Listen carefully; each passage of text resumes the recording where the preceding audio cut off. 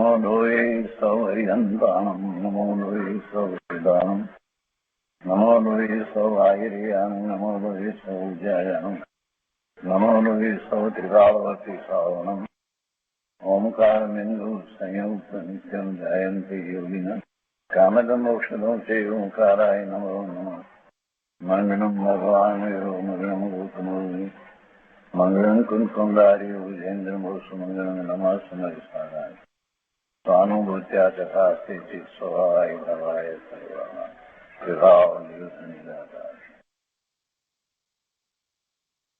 શ્રીમદ નેમિચંદ્ર સિદ્ધાંતિ દેવ રચિત દ્રવ્ય સંગ્રહનો સ્વાધ્યાય આપણે કરી રહ્યા છીએ. એમાં બૃહદ દ્રવ્ય સંગ્રહની ગાથા 41નો સ્વાધ્યાય પૂરો થવા આવ્યો છે. આ ગાથા આપણે શાસ્ત્રમાંથી કરી, બ્રહ્મદેવજીની ટીકા પણ સાથે કરી અને તે પછીથી પૂજ્ય ગુરુદેવ કાંજી સ્વામીએ જે વિસ્તાર કર્યો છે એનો છેલ્લો ભાગ બાકી છે તે આજે લઈએ છીએ. સમ્યક્ત્વના 8 ગુણ જે પ્રગટ થાય છે તો એ 8 ગુણની વાત પૂજ્ય ગુરુદેવે વિસ્તારપૂર્વક સમજાવી અને પૂજ્ય બ્રહ્મદેવજીએ જે દ્રષ્ટાંત લીધા હતા એ દ્રષ્ટાંતને પણ ગુરુદેવે વધારે સારી રીતે સ્પષ્ટ કર્યા. એમાંથી પ્રયોજનભૂત વાત પણ સમજાવી અને એ દ્રષ્ટાંતની સાથે પણ સિદ્ધાંત જે છે એ સિદ્ધાંતો સિદ્ધાંત તરીકે એમ જ રહે છે. એટલે કે જ્યારે એ દ્રષ્ટાંતની વાત કરવામાં આવી છે તો એ બધું વ્યવહારથી સમજવાનું છે અને નિમિત્ત નૈમિતિક સંબંધ ત્યાં એ રીતે હોય છે. એ બધી વાત પૂજ્ય ગુરુદેવે વધારે સ્પષ્ટ કરી. એમાં છેલ્લો ગુણ 8મો ગુણ પ્રભાવના ગુણ, એની વાત ગઈકાલે થઈ છે અને એનો વિશેષ વિસ્તાર આજે આપણે લઈએ. તો પ્રભાવના ગુણને આપણે ફરીથી ત્યાંથી આગળ સ્વાધ્યાય લઈએ છીએ. બૃહદ દ્રવ્ય સંગ્રહ પ્રવચન ભાગ બીજો, પાના નંબર 127 અને અહીંયા ચોથો પેરેગ્રાફ છે, 5મો પેરેગ્રાફ ત્યાંથી લઈએ. હવે પ્રભાવના ગુણનું કથન કરે છે. આપણે ગઈકાલે લીધું છે, ફરીથી આજે ત્યાંથી જ લઈએ છીએ. ગુરુદેવ કહે છે કે સમ્યક દ્રષ્ટિ શ્રાવક દાન પૂજાથી સમ્યક દ્રષ્ટિ શ્રાવક દાન પૂજા આદિથી નિર્દોષ જીનમતની પ્રભાવના કરે, નિગ્રંથ મુનિ દીક્ષા ધારણ કરે અથવા શાસ્ત્ર જ્ઞાન તપશ્ચર્યા આદિ કરે તે વ્યવહાર પ્રભાવના છે. અને એ વાતને આપણે સમજ્યા કઈ રીતે એમાં પ્રભાવના થાય છે. એમાં સાથે એ ભાવ પણ આવી જાય છે કે જે મુનિએ દીક્ષા કરી એ દ્વારા આપણને પ્રેરણા પ્રાપ્ત થાય છે, એ પ્રભાવના તો છે. અને મુનિ દીક્ષા એમણે ગ્રહણ કરી તો એમને પણ એ પ્રભાવના પ્રાપ્ત થઈ. એવી જ રીતે શાસ્ત્રનું જ્ઞાન છે એ આપણે માટે પ્રભાવના છે. અને શાસ્ત્રનું જ્ઞાન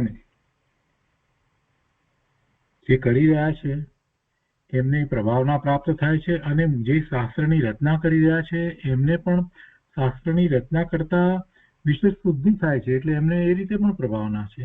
એ જ પ્રમાણે તપશ્ચર્યાનું પણ છે. જે પોતે તપ કરી રહ્યા છે એમને પણ એ પ્રભાવના પ્રાપ્ત થઈ છે અને એમને કારણે બીજાઓને પ્રેરણા પ્રાપ્ત થાય છે, એટલે એમ પણ પ્રભાવના છે. તો આ બધી વ્યવહાર પ્રભાવનાની વાત થઈ. હવે ગુરુદેવ આગળ કહે છે કે તે સંબંધી કથા છે કે મથુરામાં મહાદેવી રાણીને હંમેશા જીનેન્દ્ર રથયાત્રાનો ઉત્સવ કરવાનો નિયમ હતો. તેમાં ઉપસર્ગ નડતા રાણીએ આહાર ત્યાગ કર્યો.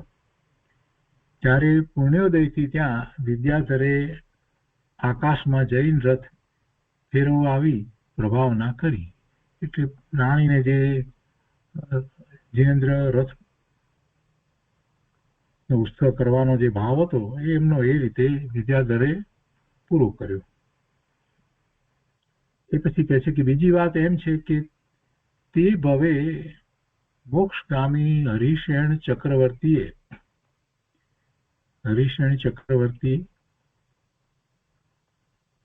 મોક્ષ ગયા તો એ મોક્ષગામી. તે ભવે મોક્ષગામી હરિશેણ ચક્રવર્તીએ માતા પ્રપા મહાદેવીના કારણે અને પોતાના ધર્મ અનુરાગથી જીનમતની પ્રભાવના માટે જીન મંદિર આદિથી સમસ્ત પૃથ્વી તલને શોભાયમાન કરી દીધું. એટલે અનેક જીન મંદિરો એમણે બંધાવ્યા અને પ્રતિમાની સ્થાપના કરાવી. આ કથા પદ્મ પુરાણમાં છે.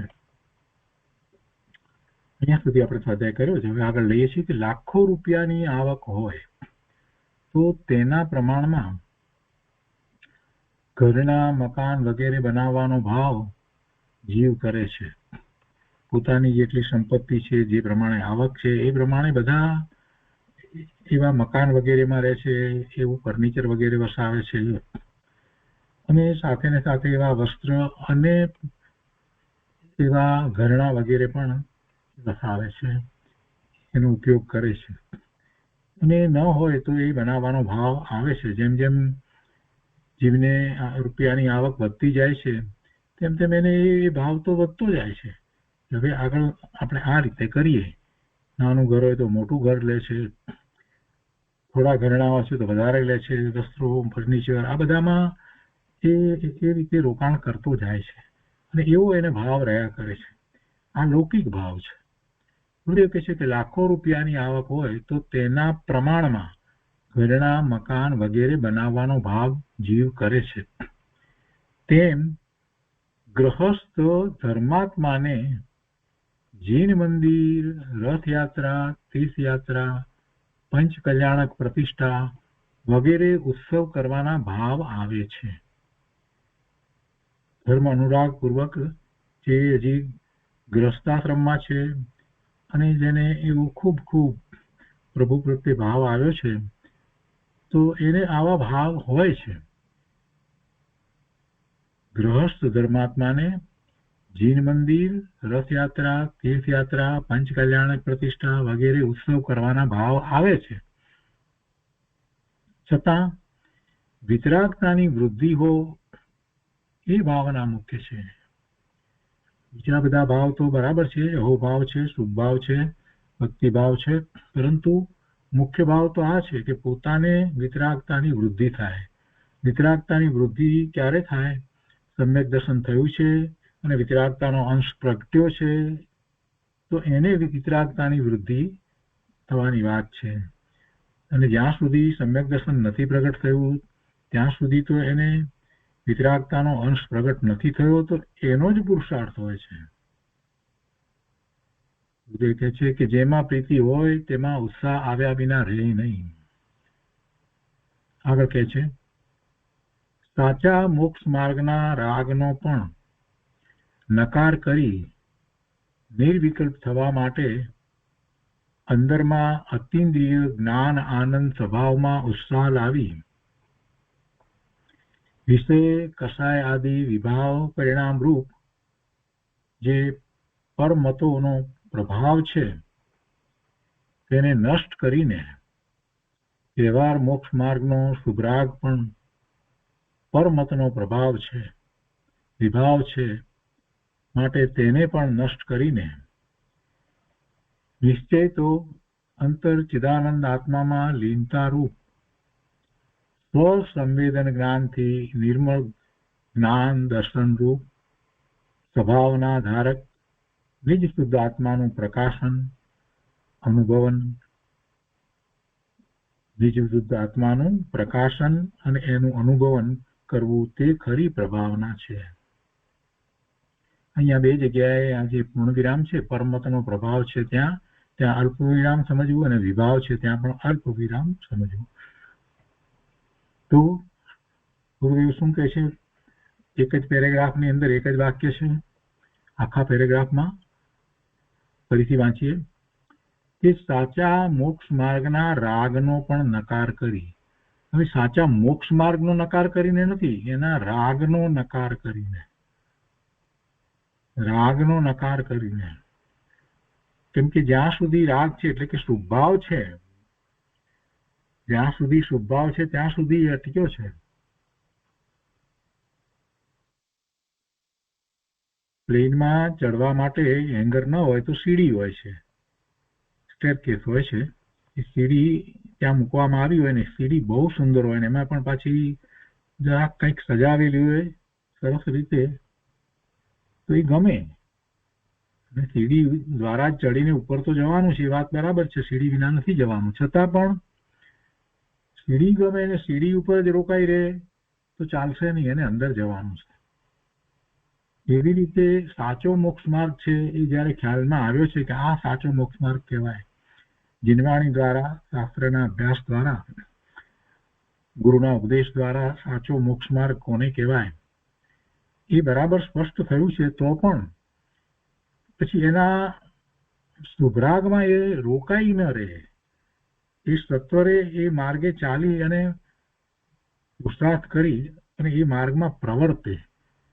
એ માર્ગનો માત્ર સ્વભાવ એ રાગ કહેવાય. એને એવા રાગની અહીંયા વાત કરી છે કે સાચા મોક્ષ માર્ગના રાગનો પણ નકાર કરીને નિર્વિકલ્પ થવા માટે, કેમ કે જ્યાં સુધી રાગ છે ત્યાં સુધી સ્વભાવ છે, ત્યાં સુધી એ વિકલ્પમાં છે, તો વિકલ્પમાં છે ત્યાં સુધી અનુભૂતિ નથી.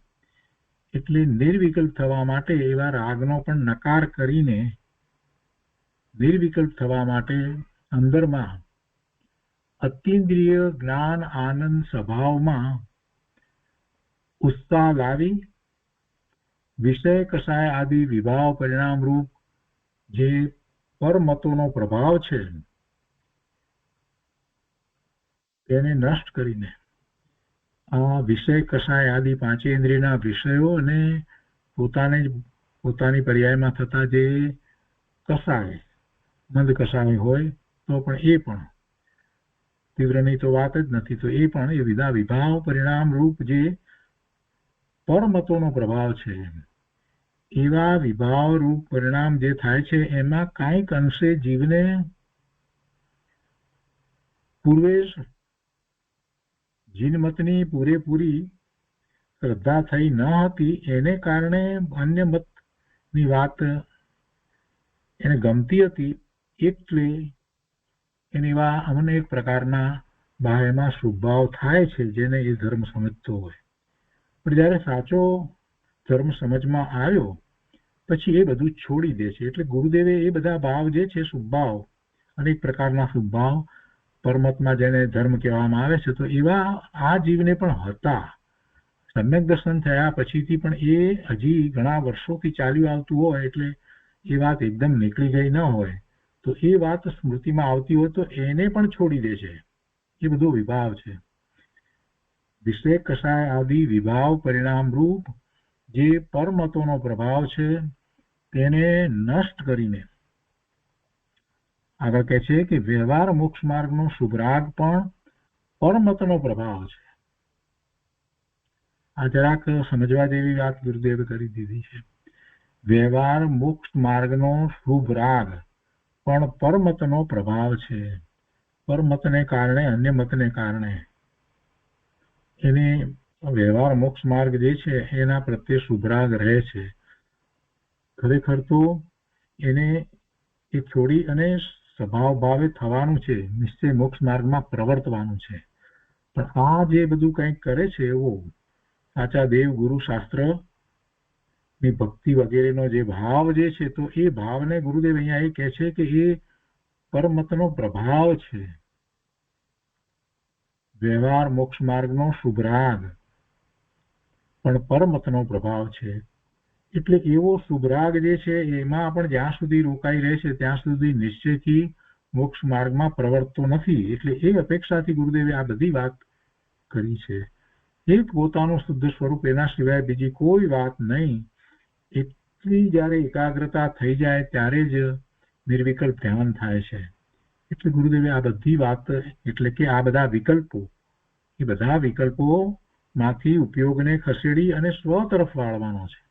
એટલે વ્યવહાર મોક્ષ માર્ગનો શુભરાગ પણ પરમતનો પ્રભાવ છે, વિભાવ છે, માટે તેને પણ નષ્ટ કરીને નિશ્ચય તો અંતર ચિદાનંદ આત્મામાં લીનતા રૂપ સ્વ સંવેદન જ્ઞાનથી નિર્મળ જ્ઞાન દર્શન રૂપ સ્વભાવના ધારક નિજ શુદ્ધ આત્માનું પ્રકાશન. નિશ્ચય તો આ છે, નિજ શુદ્ધ આત્માનું પ્રકાશન, નિજ શુદ્ધ આત્માનું અનુભવન, એ નિશ્ચય છે. તો એ કરવું તે ખરી પ્રભાવના છે. એટલે નિશ્ચય પ્રભાવના તો પોતે પોતાને જ પ્રાપ્ત કરે છે. નિશ્ચયથી પ્રભાવના તો પોતાને થાય છે. આ પ્રભાવના સાચી પ્રભાવના છે. બહારમાં જે કાંઈ પ્રભાવના કરવાનો વિકલ્પ આવે એ બધો શુભભાવ છે. વાસ્તવમાં કોઈ જીવ બીજા જીવને ધર્મ પમાડી શકતો નથી, ધર્મ પ્રભાવના કરી શકતો નથી. નિશ્ચયથી વસ્તુનું સ્વરૂપ એમ નથી. સામો જીવ એ ધર્મ પ્રભાવનાને ગ્રહણ કરે છે કે નથી કરતો અથવા કરવા માંગતો નથી, તો એ બધી વાત એ એના પરિણામ રૂપે છે. સાક્ષાત તીર્થંકર ભગવાન કેવળી પરમાત્મા દિવ્ય ધની એ મોટામાં મોટું નિમિત્ત કારણ છે કે જેને કારણે જીવો મિથ્યાત્વથી શરૂ કરી અને છેક કેવળ જ્ઞાન સુધીનો આખો પુરુષાર્થ શરૂ કરી શકે છે. કે મિથ્યાત્વ હતું ત્યાંથી સમ્યક દર્શન પ્રગટ કરે, સમ્યક દર્શનથી પછી આગળ વધીને ચારિત્રનો પુરુષાર્થ કરે, એમાં આગળ વધીને 7મા ગુણસ્થાને પહોંચે, ત્યાંથી આગળ વધી શ્રેણી ચડે, તપક શ્રેણી ચડે અને પછી 12મે ગુણસ્થાને આવી અને પછી એવું બીજું શુક્લ ધ્યાન પ્રગટ કરી અને પોતે અર્યંત પરમાત્મા થઈ જાય. આ બધું થવામાં સર્વોત્કૃષ્ટ નિમિત્ત એને, અથવા તો એમ કહીએ કે એકમાત્ર નિમિત્ત જો કાંઈ હોય તો ભગવાનની વાણી છે. તો એ વાણી જે છે એ સર્વોત્કૃષ્ટ પ્રભાવના પરમાત્મા તરફથી આપણને પ્રાપ્ત થઈ છે. એ પ્રભાવના તો એમના તરફથી પ્રાપ્ત થઈ છે, પણ છતાં પણ એ પ્રભાવના ત્યારે જ કહેવાય કે જીવ એવો પુરુષાર્થ કરે તો પ્રભાવના કહેવાય. એ તો પ્રભાવના કેવી રીતે થાય? પ્રભુની વાણી તો આવી, પણ આપણે એમાંથી કાંઈ જ પ્રાપ્ત ન કરીએ તો આપણને ક્યાં એ પ્રભાવના મળી છે? આપણને પ્રભાવના મળતી જ નથી. પ્રભાવના તો લેવાની છે, પોતે જાતે ગ્રહણ કરવાની હોય છે. કોઈ આપે એટલે પ્રભાવના થતી નથી. એનો તો ભાવ આપવાનો છે, શુભ ભાવ છે.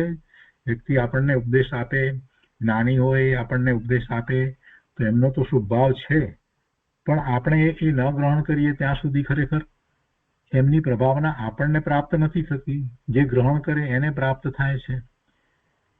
એટલે એ વ્યવહાર પ્રભાવના કહેવામાં આવે છે. પણ આ વ્યવહાર પ્રભાવના જે છે એને ગ્રહણ કરી અને જીવ પોતે એવા ભાવે થાય છે તો નિશ્ચય પ્રભાવના છે. અને એ નિશ્ચય પ્રભાવનાની વાત અહીંયા આ પેરેગ્રાફમાં ગુરુદેવે કરી કે નિશ્ચયથી તો પોતે નિજ શુદ્ધ આત્માનું પ્રકાશન અનુભવન કરવું તે પોતાને વિશે પ્રભાવના થઈ, એ સાચી પ્રભાવના એ નિશ્ચય પ્રભાવના છે. તો એ 8મા અંગની વાત કરી. હવે અહીંયા કહે છે કે એમ પૂર્વોક્ત પ્રકારે 3 મૂંઢતા, 8 મદ, 6 અનાયતન અને શંકા આદિ 8 દોષ રહિત તથા શુદ્ધ જીવ આદિ તત્વાર્થોની રાગ સહિત પ્રતીતિ કરવી તે તો સરાગ સમ્યક્ત્વ છે. આ સરાગ સમ્યક્ત્વ કહેવાય. નિશ્ચય સમ્યક્ત્વ ની વાત કરીએ છીએ ત્યારે પહેલા વિચાર આપણને આવે કે નિશ્ચય સમ્યક્ત્વ અને વ્યવહાર સમ્યક્ત્વ કહેવામાં આવ્યું તો કોઈ અપેક્ષાએ આ બધી જેને વ્યવહાર સમ્યક્ત્વ કહીએ છીએ એવી શ્રદ્ધા હોય, પછી નિશ્ચય સમ્યક્ત્વ પ્રગટ કરે ત્યારે જે બધો શુભભાવ હોય એને વ્યવહાર સંકેત કહેવામાં આવે. ત્યાં સુધી તો આપણે સમજ્યા હતા ને વાત બરાબર છે. પણ અમે અહીંયા એક વાત જરાક બીજી રીતે સહેજ ઉમેરવાની છે. ગુરુદેવ અહીંયા એ વાત કરે છે કે આ બધું જે છે એ સમ્યક્ત્વ સહિત છે. સમ્યક્ત્વ એને એ રીતે પ્રગટ કર્યું છતાં પણ હજી એ ભાવ એના જે રહ્યા છે શુભભાવ, એ શુભભાવ જે રહ્યા છે તો એ શુભભાવ સહિત એટલે રાગ સહિત એનું સમ્યક્ત્વ છે. રાગ સમ્યક્ત્વ એટલે એનો અર્થ એમ નથી સમજવાનો કે વ્યવહાર સમ્યક્ત્વ છે, એટલા માટે આપણે જુદું પાડ્યું. એ સમ્યક્ત્વ તો સમ્યક્ત્વ પ્રમાણે બરાબર જ છે, પણ હજી સાથે એટલો રાગ રહ્યો છે, એ સરાગ સમ્યક્ત્વ છે. અને એ સરાગ સમ્યક્ત્વ ની વાતને આપણે સમજ્યા. 3 અપેક્ષાથી એ વાતને આપણે પહેલા સમજ્યા છીએ. શાસ્ત્રમાં એ વાત આવી, ભાવાર્થ તરીકે આપણે એ વાતને સમજ્યા કે સરાગ સમ્યક્ત્વ અને વિતરાગ સમ્યક્ત્વ કયું તો સમ્યક્ત્વ છે અને સાથે રાગ છે તો સરાગ સમ્યક્ત્વ. અને એ 10મા ગુણસાલના છેલ્લા સમય સુધી પણ એ સરાગ સમ્યક્ત્વ કહેવાય અને એથી ઉપર પછી વિતરાગ સમ્યક્ત્વ કહેવાય. એ પહેલી અપેક્ષા હતી. કે પછી બીજી અપેક્ષામાં એમ કહ્યું કે સાતમા ગુણસ્થાનથી ઉપર તો બધે પોતે નિર્વિકલ્પ ધ્યાનમાં જ છે, એટલે એને કોઈ બુદ્ધિપૂર્વકના રાગ છે જ નહીં, એટલે સાતમા ગુણસ્થાનથી ઉપર બધું વિતરાગ સમ્યક્ત્વ કહેવાય, અને એની નીચે એટલે ચોથે, પાંચમે અને છઠ્ઠે એ સરાગ સંકિત કહેવાય. પહેલી અપેક્ષામાં એમ કહ્યું કે ચોથાથી દસમા સુધી સરાગ સંકિત અને એની ઉપર પછી વિતરાગ સંકિત. બીજી અપેક્ષામાં એમ કહ્યું કે સાતમા ગુણસ્થાનથી શરૂ કરી અને ઉપર એ વિતરાગ સંકિત અને એની નીચે ચોથે, પાંચમે, છઠ્ઠે સરાગ સંકિત. અને પછી એના પછી ત્રીજી અપેક્ષાથી એમ કહ્યું કે જે સાતમે ગુણસ્થાને છે એ તો છઠ્ઠે સાતમે થાય જ છે, તો છઠ્ઠા ગુણસ્થાનની અવસ્થામાં પણ વિતરાગ સંકિત કહેવાય. એટલે પછી ત્યાં છઠ્ઠાથી શરૂ કરી અને ઉપર બધે વિતરાગ સંકિત કહ્યું, અને ચોથે, પાંચમે જે સંકિત છે એને સરાગ સંકિત કહ્યું. તો એ સરાગ સંકિતનો વિશે ગુરુદેવ અહીંયા એમ કે છે કે એમ પૂર્વક પ્રકારે 3 મૂંઢતા, 8 મદ, 6 અનાયતન અને શંકા આદિ 8 દોષ રહિત, એટલે સમ્યક્ત્વના જે 8 અંગ છે એનાથી વિરુદ્ધ શંકા, કાંક્ષા વગેરે, વિચિકિત્સા, નિર્વિચિકિત્સાની સામે વિચિકિત્સા, અમૂઢ દ્રષ્ટિની સામે મૂઢ દ્રષ્ટિ વગેરે. તો એ રીતે એ 8 દોષ, તો એ 8 દોષ રહિત એટલે કુલ 25 દોષ રહિત તથા શુદ્ધ જીવ આદિ તત્વાર્થોની, નવ તત્વોની, શુદ્ધ જીવ આદિ તત્વાર્થોની રાગ સહિત પ્રતીતિ કરવી, તે તો સરાગ સમ્યક્ત્વ છે. સમ્યક્ત્વ તો છે જ. હવે આગળ કહે છે કે 9 તત્વોને જેવા છે તેવા માનવા, તે વ્યવહાર સંકિત છે, અને એકલા જ્ઞાયક શુદ્ધ આત્મતત્વની અભેદ પ્રતીતિ કરવી, તે નિશ્ચય સમ્યક્ત્વ છે. હવે આમાં એક વાત સમજવાની છે કે જેને એવું નિશ્ચય સમ્યક્ત્વ છે એને જ આ 9 તત્વની યથાર્થ શ્રદ્ધા થાય છે. 9 તત્વની શ્રદ્ધા ધારણા જ્ઞાન સુધી આવે એવી શ્રદ્ધા થાય, એને કોઈ ફેરવી ન શકે એવી શ્રદ્ધા થાય, શાસ્ત્ર અભ્યાસ દ્વારા થાય, ગુરુના ઉપદેશ દ્વારા થાય કે સાક્ષાત જીનવાણી દ્વારા થાય. પણ જ્યાં સુધી એને અનુભૂતિ નથી ત્યાં સુધી એ શ્રદ્ધા ધારણા જ્ઞાન સુધી પહોંચે છે, અને પછી અનુભૂતિ થાય છે, નિશ્ચય સમ્યક્ત્વ થાય છે, તો પછી એને વ્યવહાર સંકિત કહેવાય છે. તો ગુરુદેવ કહે છે કે 9 તત્વોને જેવા છે તેવા માનવા, તે વ્યવહાર સંકિત છે, અને એકલા જ્ઞાયક શુદ્ધ આત્મતત્વની અભેદ પ્રતીતિ કરવી, તે નિશ્ચય સમ્યક્ત્વ છે. રાગનો અભાવ કરનાર નિશ્ચય દ્રષ્ટિ હોય તેના શુભ વ્યવહારને પરંપરા કારણ કે ઉપચાર કારણ કહેવાય છે. જ્યારે આવું નિશ્ચય સમ્યક્ત્વ હોય છે ત્યારે જે સાથે જે રહેલો શુભ ભાવ છે, તો એ શુભ રાગનો અભાવ કરનાર નિશ્ચય દ્રષ્ટિ હોય, તો એ નિશ્ચય દ્રષ્ટિ હોય તેના શુભ વ્યવહારને પરંપરા કારણ અથવા તો ઉપચાર કારણ કહેવાય છે. એમ એને ઉપચાર કારણ કહેવાય છે. એટલે કે ત્યાં હજી વિકલ્પ છે. ઉપચાર કારણ જે કહેવામાં આવ્યા હોય ત્યાં વિકલ્પ છે. જ્યારે ખરેખર નિર્વિકલ્પ થાય છે તો એ નિશ્ચય છે. આગળ અહીંયા કહે છે કે શુભાશુભ વિકલ્પ રૂપ વ્યવહાર રહિત થઈને, એટલે કે પર આશ્રય રૂપ વ્યવહારના આલંબનથી લાભ માનવા રૂપ મિથ્યા શ્રદ્ધા છોડીને અતિન્દ્રિય અકષાય નાયક માત્ર સ્વરૂપની રુચિથી જ સાધવા યોગ્ય શુદ્ધ ઉપયોગ રૂપ નિશ્ચય રત્નત્રયની ભાવના, વિતરાગી સ્થિરતા, એકાગ્રતા, તેનાથી ઉત્પન્ન જે અતિન્દ્રિય પરમ આહલાદ રૂપ સુખામૃત રસાસ્વાદ છે તે જ ઉપાદેય છે, અને ઇન્દ્રિયોના આલંબનથી ઉત્પન્ન આકુરતામય સુખાભાસ રૂપ જે લૌકિક સુખ આદિ છે તે હેય છે. લૌકિક સુખ છે તે છોડવા લાયક છે, હેય છે. છોડવા લાયક છે એટલે શું સુખ કરવું? આ બધું પોતાને જે કઈ સંપત્તિ, મિલકત, ફર્નિચર, ઘર બહાર બધું હોય એ બધું છોડી દેવું, એવો કહેવાનો આશય નથી. લૌકિક સુખ તો કલ્પિત છે. એને જે ગમે છે એમાં એને સુખ માન્યું છે, તો એ દ્રષ્ટિકોણને બદલી નાખો. લૌકિક સુખ આદિક છે તે હે છે, એટલે એ પોતાને ખરેખર સુખનું કારણ થતું નથી. એ છે તો છે, હોય તો હોય. પૂર્વે જે ભાવ કર્યા હતા, શુભ ભાવ કર્યા હતા, એને કારણે પુણ્યના બંધને એનો ઉદય આવ્યો છે, તો આ બધી સામગ્રી બધી મળી છે, અનુકૂળ સામગ્રી મળી છે, આ બધું છે તો છે, બસ એટલી જ વાત. પણ એ પોતાને પરમાર્થે કોઈ રીતે કાર્યકારી થતું નથી, એટલે એ રીતે એની દ્રષ્ટિ છોડવા જેવી છે. જ્યાં સુધી એની દ્રષ્ટિ રાખવામાં આવે, કેવી દ્રષ્ટિ કે મને સુખનું કારણ છે, અનુકૂળતાનું કારણ છે, એને લીધે હું ધર્મ કરી શકું છું વગેરે, એ બધી વાત જે છે, એવા વિકલ્પ જે છે એને છોડવા. એનું નામ એને હેય કર્યું કહેવાય.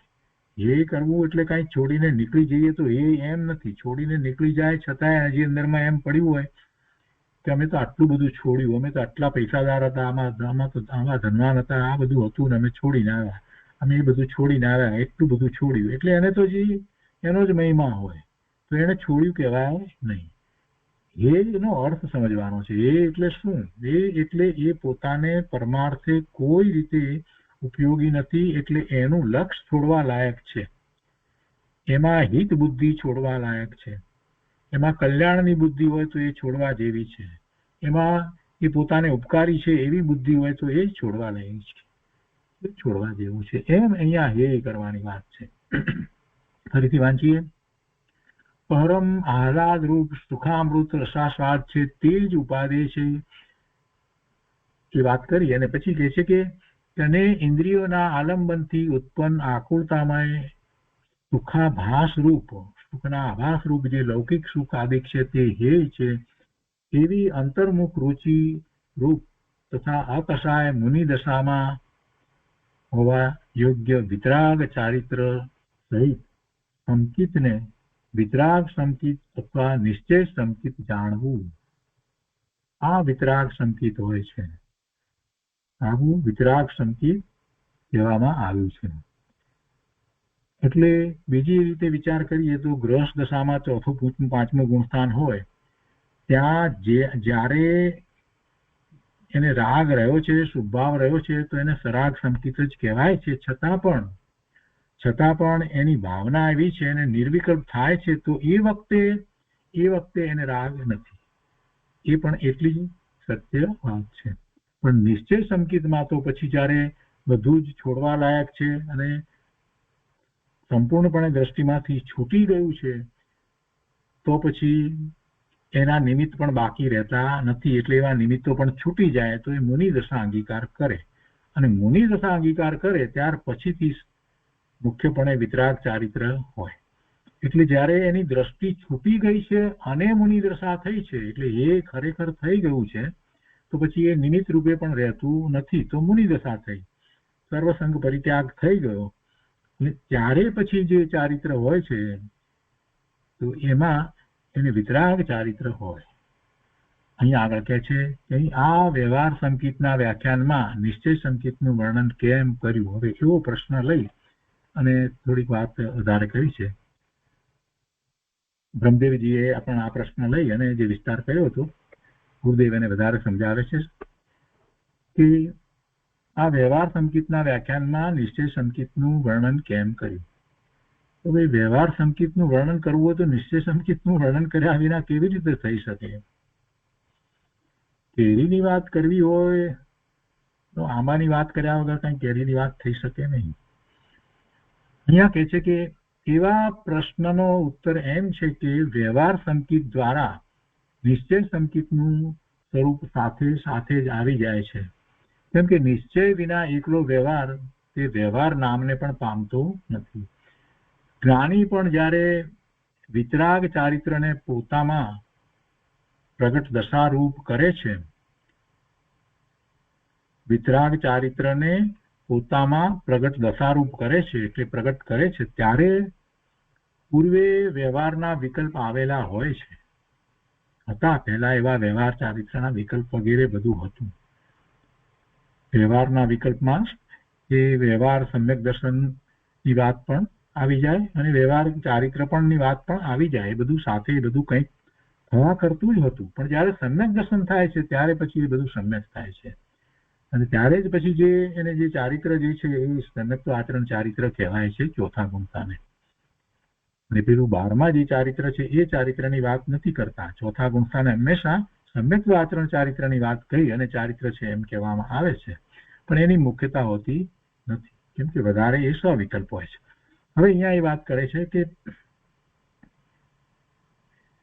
કે નિશ્ચય વિના એકલો વ્યવહાર તે વ્યવહાર નામને પણ પામતો નથી. જ્ઞાની પણ જયારે વિતરાગ ચારિત્રને પોતામાં પ્રગટ દશારૂપ કરે છે ત્યારે પૂર્વે વ્યવહારના વિકલ્પ આવેલા હોય છે અને તેનો નિશ્ચયના બળ વડે નિષેધ કરી ગૌણ કરે છે, તો તે રાગના અભાવને ઉપચારથી સાધક કહેવાય છે અને એનું નામ વ્યવહાર છે.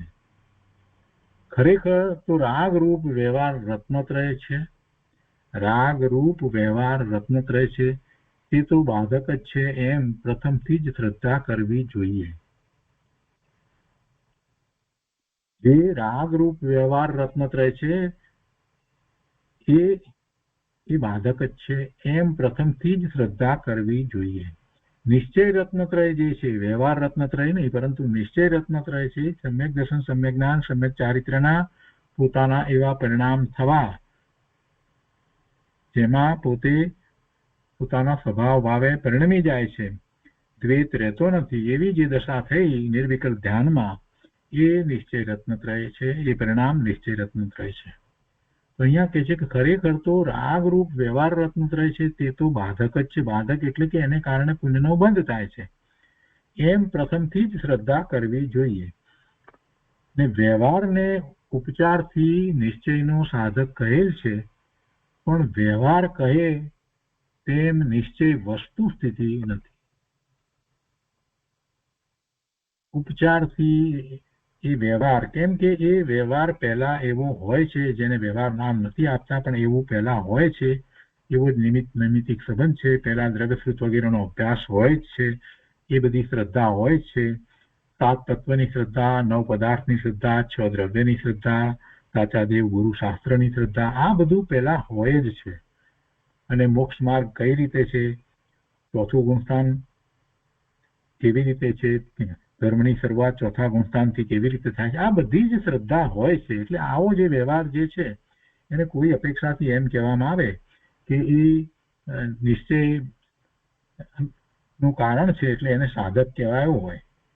વ્યવહારને ઉપચારથી નિશ્ચયનો સાધક એવી રીતે કહેલ હોય, પણ એ વ્યવહાર છે, છતાં પણ એ વ્યવહાર છે. કેમ કે એ પરિણામ જ્યારે થઈ રહ્યા છે, એ પરિણામ એ પૂર્વના પરિણામ કહીએ એને, તો એના પછીના ઉત્તર પરિણામ જે છે એને સિદ્ધાંત પ્રમાણે જોવા જઈએ તો પૂર્વ પરિણામ એ ઉત્તર પરિણામ નું કારણ થતા નથી. સિદ્ધાંતમાં તો આપણે એ સમજ્યા છીએ સમયસારમાંથી કે દરેક પર્યાય સ્વતંત્ર થાય છે. આ જે સ્વભાવરૂપ પર્યાય હતી એ વિલીન થઈ અને શુદ્ધ ભાવની પર્યાય થાય છે. એટલે જયારે એવો વિચાર કરીએ છીએ તો ત્યારે આપણને ખ્યાલ આવે છે કે પરિણામ દરેક સ્વતંત્ર થાય છે, પણ છતાં એમ જ હોય છે, પૂર્વે એવા જ પરિણામ હોય છે, એવા પરિણામ હોય છે. એટલે ઉપચારથી એને કહેવામાં આવે છે નિશ્ચયનો સાધક કહેવાય. વ્યવહારને ઉપચારથી નિશ્ચયનો સાધક કહે છે, પણ વ્યવહાર કહે તેમ નિશ્ચય વસ્તુ સ્થિતિ નથી. વસ્તુ સ્થિતિ તો અનુભવ રૂપ છે અને પેલો વ્યવહાર જે છે જે કહેવાયો એ વિકલ્પ રૂપ છે.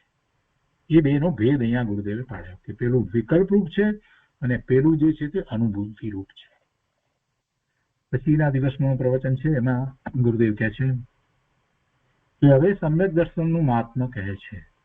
છેલ્લી વાત પૂજ્ય બ્રહ્મદેવજીએ લીધી છે જે ટીકામાં, એ કે જે જીવોએ નિત્ય શુદ્ધ છું, ચૈતન્ય છું, દેહ આદિ તથા રાગ આદિથી જુદો જ્ઞાયક છું એવું ભાન કરી મિથ્યા વાસનાનો નાશ કર્યો છે, તે સમ્યક દર્શનનું મહાત્મ્ય એવું છે કે હવે મહાત્મ્ય દર્શાવે છે કે એ સમ્યક દર્શનનું મહાત્મ્ય એવું છે કે પ્રથમ જો આયુ ન બાંધ્યું, આયુષ્ય ન બંધાયું હોય તો તે સંકિતી જીવ ભલે અવ્રતી હોય, કોઈ વ્રત ના લીધા હોય, સમ્યક દર્શન હોય, હજી આયુષ બંધાયું નથી, હજી આવતા ભાવનું આયુષ બંધાયું નથી, સમ્યક દર્શન થયું છે, ચોથા ગુણસ્થાનની દશા છે, વ્રત વગેરે અંગીકાર કર્યા નથી, એવો સંકેતી જીવ ભલે અવ્રતી હોય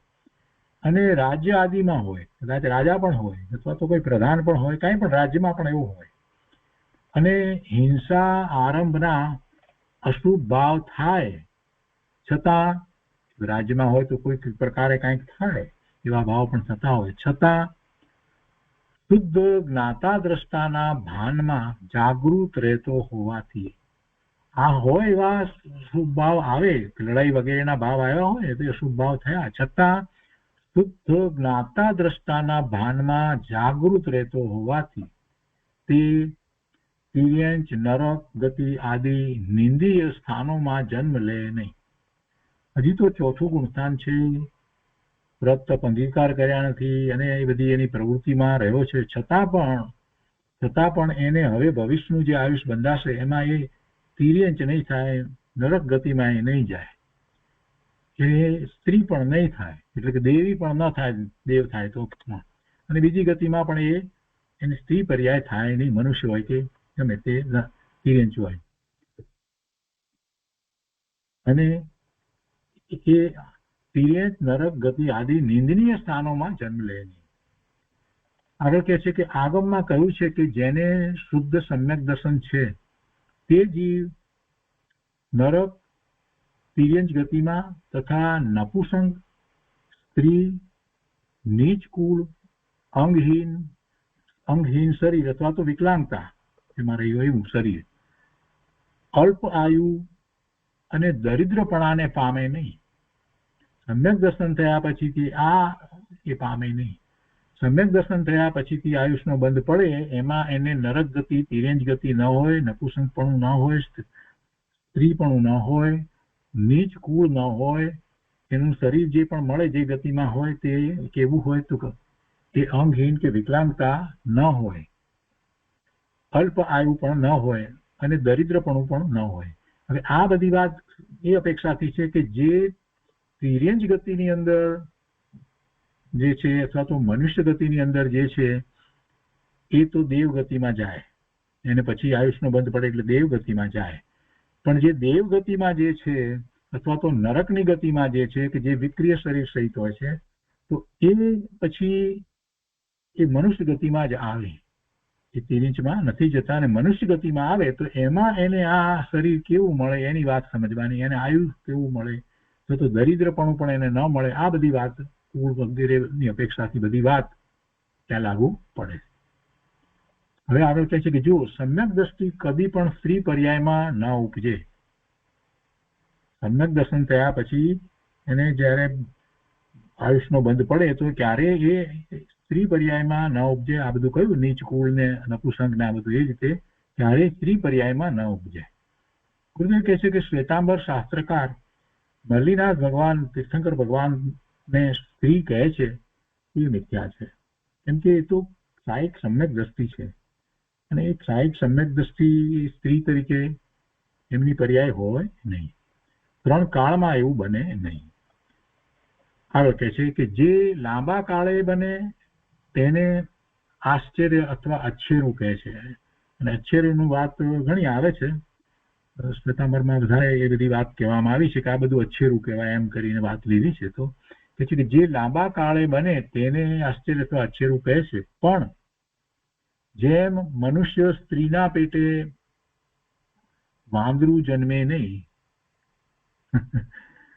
મનુષ્યમાં સ્ત્રીના પેટે વાંદરું જન્મે નહીં, એ તો બરાબર છે, વાંદરો જન્મે નહીં, કોઈ સ્ત્રી વાંદરાને જન્મ આપે નહીં, એમાં તો બે મત નથી. તેમ તીર્થંકર દેવ કદી સ્ત્રી હોઈ શકે નહીં. એટલે જે શ્વેતાંબર મતમાં આ અચ્છેરું કરીને કેટલી બધી વાતો કહી છે, વિપરીત જે કહી છે, તો એને માટે ગુરુદેવે સમજાવ્યું કે ભાઈ બરાબર અચ્છેરું તમે કહો છો બરાબર, પણ કેટલીક વાત તો જરાક સમજવી જોઈએ એમ કે મનુષ્યના પેટે સ્ત્રી, એટલે કે સ્ત્રીના પેટે સ્ત્રી કોઈ દિવસ વાંદરાને જન્મ આપે નહીં.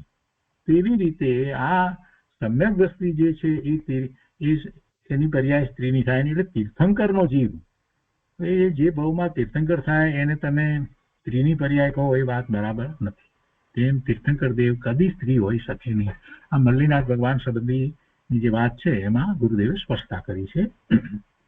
આ તો સિદ્ધાંત પ્રમાણે સમજવાની વાત છે, એમાં કોઈ વાદ વિવાદ ને પ્રશ્ન નથી. હવે અહીંયા આગળ કહે છે કે તીર્થંકરને પૂજનારા ઇન્દ્ર ગણધર આદિ કદી સ્ત્રી ન હોય. તો ત્રિલોકીના ધર્મપિતા જગત ગુરુ સ્ત્રી કેમ હોય? તીર્થંકરને પૂજનારા આ ઇન્દ્ર ગણધર આદિ એ પણ ક્યારેય સ્ત્રી નથી હોતા. ગણધર ક્યારેય સ્ત્રી ન હોય. ગણધર તો આ ભવે મોક્ષે જવાના છે, કેવળ જ્ઞાન પ્રગટ કરી અને મોક્ષે જવાના છે.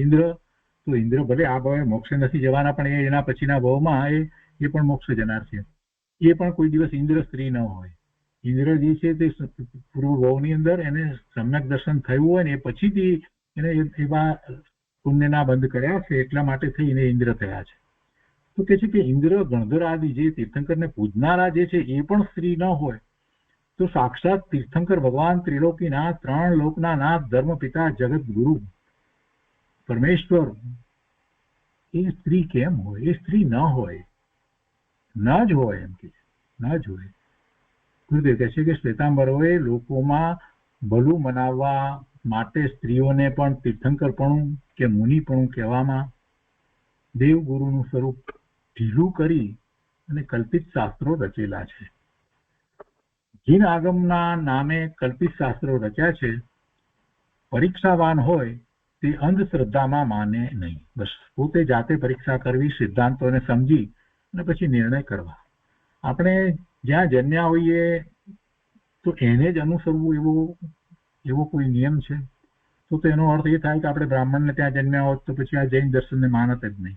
આપણે મુસ્લિમને ત્યાં જન્મ્યા હોત તો પણ આ બધો જન્મ તો ખોટો જ ગણાત ને. એટલે ખરેખર તો જ્યાં જન્મ્યા હોય એ પ્રમાણે ધર્મ હોય કે જે સત્ય હોય એ પ્રમાણે ધર્મ હોય. વાત વિચાર કરવાની એ છે. ધર્મને કોઈ જ્ઞાતિ સાથે સંબંધ નથી. જૈન દર્શન તો જીવ માત્રને ભગવાન આત્મા કહે છે. જીવ માત્રને ભગવાન આત્મા કહે છે. દરેકના આત્માને સિદ્ધ સમાન શુદ્ધ પૂર્ણ પવિત્ર કહે છે. આટલી બધી વાત કરવામાં આવી છે. તો પછી માત્ર ક્યાંક આપણે જન્મ્યા ત્યાં એ જગ્યાએ આપણા જે વડીલો જે હતા એમને ખ્યાલ નથી ને કોઈક રીતે એ માન્યતા માનતા હતા, એટલે આપણે એ માન્યતા માનવી એ વાત ઠીક નથી. પણ સિદ્ધાંતોને સમજવા એટલે કે છે કે પરીક્ષા કરવી જે રીતે હોય સિદ્ધાંત દ્વારા, તો પરીક્ષાવાન હોય તે અંધશ્રદ્ધામાં માણે નહીં. આગળ કે છે કે સમ્યક દ્રષ્ટિ નરક અથવા સ્વર્ગમાંથી આયુ પૂર્ણ કરી, નરકમાંથી અથવા સ્વર્ગમાંથી, એમાંથી એ બંનેમાં એને કેવું વિક્રિય શરીર હોય, બરાબર છે. તો સમ્યક દ્રષ્ટિ છે એ ત્યાંથી નરકમાંથી અથવા સ્વર્ગમાંથી આયુ પૂર્ણ કરી ઉત્તમ મનુષ્ય ગતિમાં જ ઉપજે છે. સમ્યક દ્રષ્ટિના જેવા ઉચ્ચ પુણ્ય મિથ્યા દ્રષ્ટિને કદી હોય નહીં. સ્વભાવની શુદ્ધિની વૃદ્ધિ કરનારો હોવાથી તેના પ્રભાવનું વર્ણન અહીં કરે છે. અહીંયા તો સમ્યક દર્શન નું મહાત્મા દર્શાવી રહ્યા છે ને, એટલે આ બધી વાત કરી છે કે એવા સમ્યક દ્રષ્ટિ જીવ નરકમાંથી જયારે આવે છે તો પણ એ કેવા ઉત્તમ મનુષ્ય હોય છે. એટલે કે એમનું કુળ વગેરે પણ એવું ઊંચું હોય છે અને એ પછી નિયમથી એમ કહીએ કે એ મુનિ દીક્ષા તો ગ્રહણ કરે જ છે. નરકમાંથી આવ્યા સમ્યક દ્રષ્ટિ એને ઊંચું કુળ વગેરે મળે છે, એવો ભાવ એનો હોય છે અને એના પુણ્ય પણ એવા હોય છે, એ પુરુષ જ હોય છે અને પછી મુનિ દીક્ષા પણ ગ્રહણ કરે છે. આ ભાવમાં નહીં તો એના પછીના બીજા 2-3 ભાવ પછી તો એ મોક્ષ પણ કરે. એટલે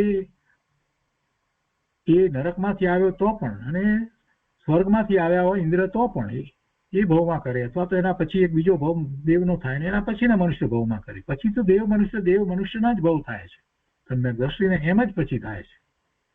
એટલે સ્વભાવની શુદ્ધિની વૃદ્ધિ કરનારો હોવાથી તેના પ્રભાવનું અહીંયા વર્ણન કરે છે. કોણ? સમ્યક દ્રષ્ટિ છે એ. એટલે એની અહીંયા વાત કરી છે.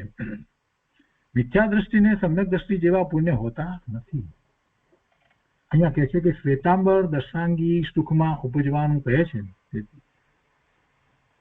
દર્શાંગી સુખમાં ઉપજવાનું કહે છે પણ તે સુખ નથી. અહીં તો કહે છે કે સમ્યક દર્શનથી શુદ્ધ છે એવો જીવ જ્યાં જન્મે છે ત્યાં દીપ્તિ, પ્રતાપ, વિદ્યા, વીર્ય, યશ, વૃદ્ધિ, વિજય, વૈભવ અને ઉત્તમ કુળ તથા વિપુલ ધનનો સ્વામી થાય છે તથા એ બધા ગુણોથી તે બધા મનુષ્યોમાં શ્રેષ્ઠ થાય છે. આગળ કહે છે કે મિથ્યા દ્રષ્ટિને વ્યવહારમાં રુચિ હોવાથી મિથ્યા દ્રષ્ટિને વ્યવહારમાં રુચિ હોવાથી તે પાપાનુબંધી પુણ્ય બાંધી સંસારમાં રખડે છે. શુભ ભાવને કારણે એને પુણ્યનો બંધ તો પડે, પણ મિથ્યાત્વ છે એટલે મિથ્યાત્વ સહિતનું એ પુણ્ય જે છે તેમાં મોટા ભાગે એને પાપાનુબંધી પુણ્યનો બંધ પડ્યો હોય તો પછી છેવટે પુણ્યને કારણે અનુકૂળતા પ્રાપ્ત કરે અને એને પછી ભોગવી અને ફરી પાછો એ પાપના બંધ કરે અને એમ સંસારમાં રખડે છે. શુભ ભાવને કારણે તે કર્મમાં સ્થિતિ વધારે બાંધે છે, પણ શુભ ભાવનો પુણ્યનો તેને આદર હોવાથી ત્રસ પર્યાયની 2000 સાગરની ઉત્કૃષ્ટ સ્થિતિ હોવાથી શુભથી બાંધેલા સાતા વેદનીય કર્મની સ્થિતિ તોડીને અશુભ ભાવ કરી અને નિગોદમાં જાય છે. ગુરુદેવ એમ કે છે કે જે ત્રસ પર્યાયની સ્થિતિ છે, ત્રસ પર્યાય વધારેમાં વધારે 2000 સાગરોપમનો કાળ સુધી હોય. ત્રસ પર્યાયનો કાળ કેટલો? 2000 સાગરોપમનો કાળ. ત્રસ પર્યાય એટલે 2 ઇન્દ્રિયથી માંડી અને પંચેન્દ્રિય સંઘની સુધીની જે બધી પર્યાયો હોય એ ત્રસ પર્યાય કહેવાય. તો એનો સમય 2000 સાગરોપમનો ઉત્કૃષ્ટ સમય કહેવાય. એમાં એ બધા ભાવ કરે, 2 ઇન્દ્રિયમાં જાય, 3 ઇન્દ્રિયમાં, પંચેન્દ્રિય થાય, મનુષ્ય થાય, દેવ થાય, નાસ્તિ થાય, બધું થયા કરે. હવે એમાં જો એ 2000 સાગરોપમનો ત્રસકાળ જે છે એની અંદર એ સમ્યક્ત્વ પ્રગટ નથી કરતો તો પછી ક્રમે ધીરે ધીરે એ નિરોધમાં જાય.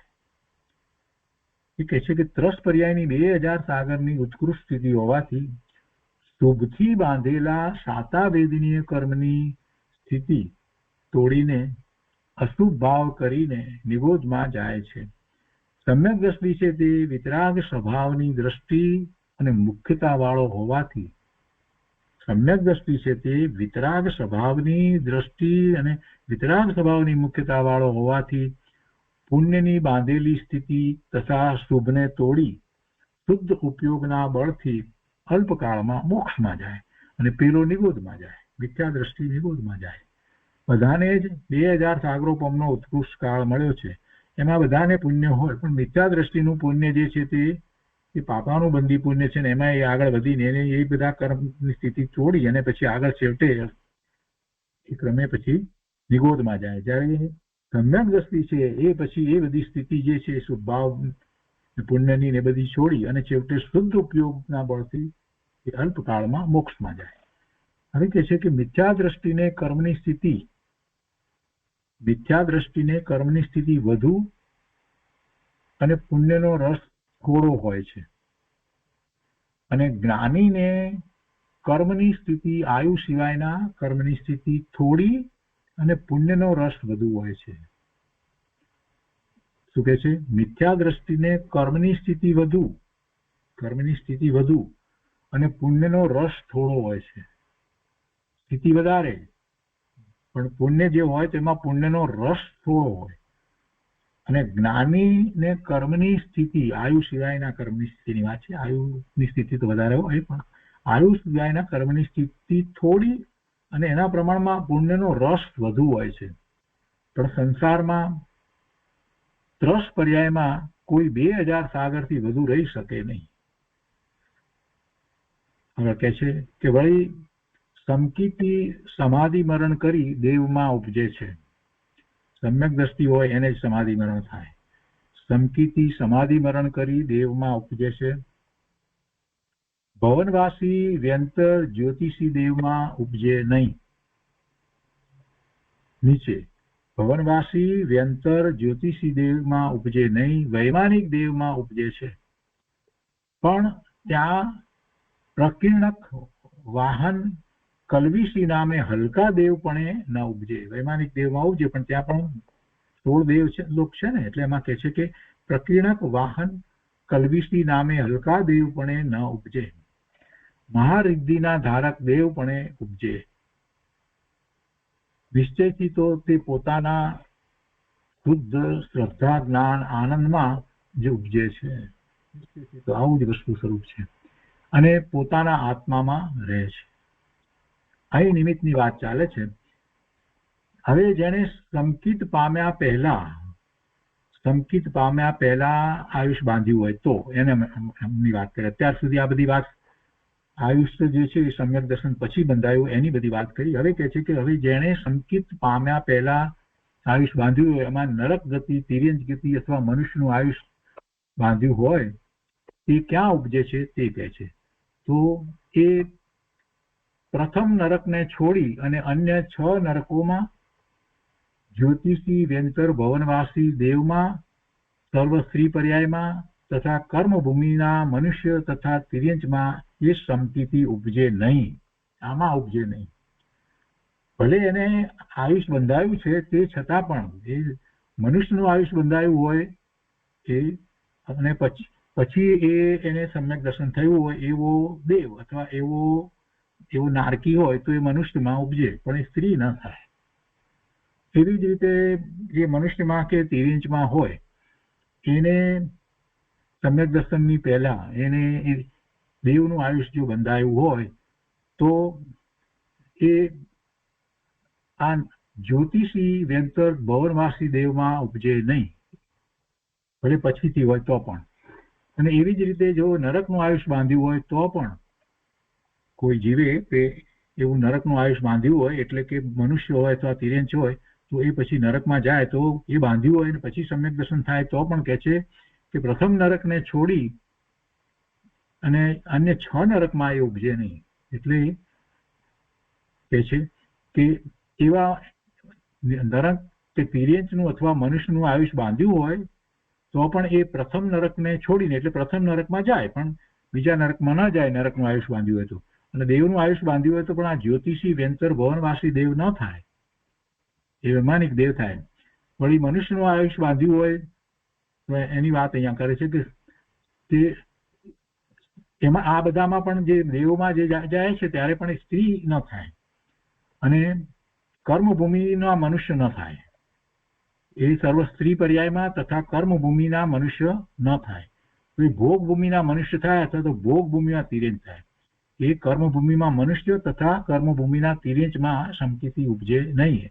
જો એને મનુષ્યનું કે તિર્યંચનું આયુષ બાંધ્યું હોય તો એ ભોગભૂમિમાં એ ઉપજે છે અને એમાં પણ એને સ્ત્રી પર્યાય હોય નહીં. હવે અહીંયા આગળ કહે છે કે શ્રેણિક રાજાએ પ્રથમ નરક આયુ બાંધેલ, પછી સાહિક સમ્યક્ત પામ્યા. એટલે પછી સાહિક સમ્યક્ત પામ્યા તો પ્રથમ નરકમાં ગયા છે, પહેલી નરકે ગયા છે. મરણ ટાણે શુદ્ધ ચિદાનંદ છું એવું ભાન હતું ને અત્યારે પણ એવા ભાનમાં વર્તે છે. સંયોગનું દુઃખ નથી, નરકના સંયોગનું એમને દુઃખ નથી. પુરુષાર્થની જેટલી નબળાઈ છે તેટલું દુઃખ છે અને તે પણ ગૌણ છે. અને હવે એ સમયે એ પોતે એ તીર્થંકર નામકર્મની પ્રકૃતિઓ વિશેષપણે બાંધતા જાય છે અને આ જે આયુષ જે બંધાયું હતું એ એમને ખરી રહ્યું છે. એટલે હવે એ પછીના જન્મની અંદર તો એ ક્ષેત્રને વિશે પહેલા તીર્થંકર થવાના છે. હવે કહે છે કે હવે ઔપસમિક, સાયોપસમિક, સાહિક એ 3 સંકિતમાંથી કયું સંકિત કઈ ગતિમાં હોય છે એની વાત કરે છે.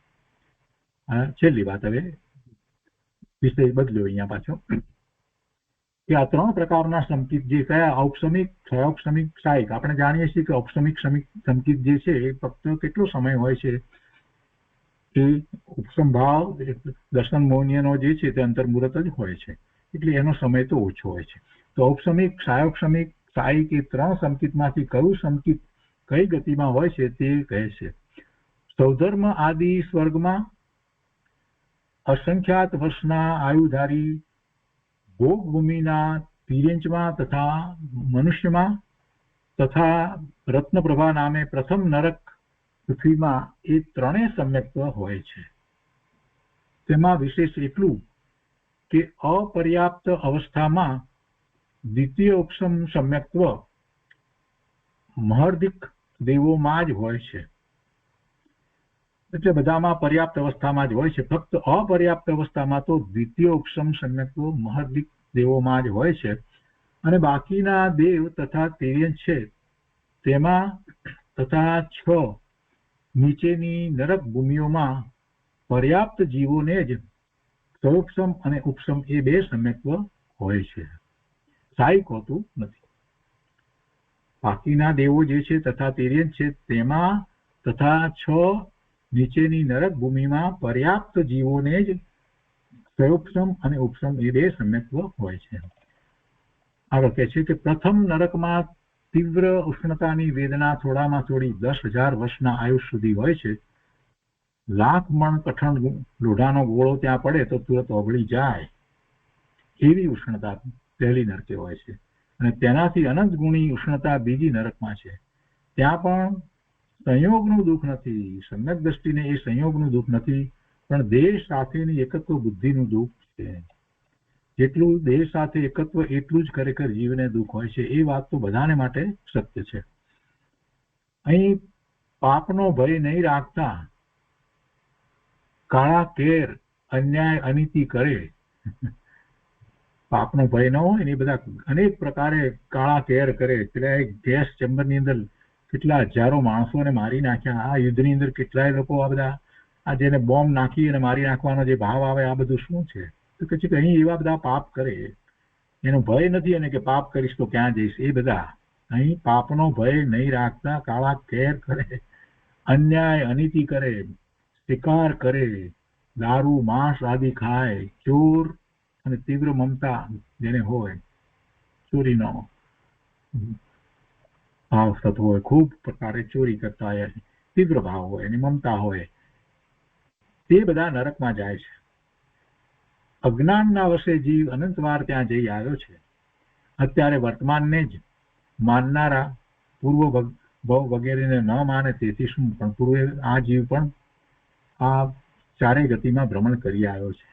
જેવા તીવ્ર મંદ પુણ્ય પાપ કર્યા હોય તેને યોગ ભોગવવાના 4 ગતિના સ્થાનકો લોકમાં અસંખ્ય છે. 4 ગતિમાં જે પણ પ્રકારે પાપ અને પુણ્ય કર્યા હોય બધાને ભોગવવાના સ્થાન છે. કોઈ એમ કહે છે ને અહીંયા કે ભાઈ એક વ્યક્તિને મારે તો એને ફાંસી મળી, પણ એને જેને 1000ને માર્યા તો કઈ 1000 વખત તો એને ફાંસી આપી નથી શકાતી, તો એનો ન્યાય ક્યાં? તો એનો ન્યાય છે એ નરકમાં જાય છે. એટલે ન્યાય જ છે. ચારેય ગતિની અંદર ઉત્કૃષ્ટમાં ઉત્કૃષ્ટ પુણ્ય ભોગવવાના અને કનિષ્ઠમાં કનિષ્ઠ પાપ ભોગવવાના સ્થાનો છે. તો આ પ્રકારે નિશ્ચય વ્યવહાર રત્નત્રય સ્વરૂપ અવયવી એટલે અંશી જે મોક્ષ માર્ગ છે તેના પ્રથમ અંશ એટલે સમ્યક દર્શન, પ્રથમ અંશ ભાગ રૂપ જે સમ્યક દર્શન છે તેની વ્યાખ્યા પૂરી થઈ. એ રીતે 41મી ગાથાનો વિસ્તાર પૂરો થયો. તો આજનો સ્વાધ્યાય આપણે અહીંયા સુધી રાખીએ છીએ. આવતા સ્વાધ્યાયથી આપણે 42મી ગાથા શરૂ કરીશું.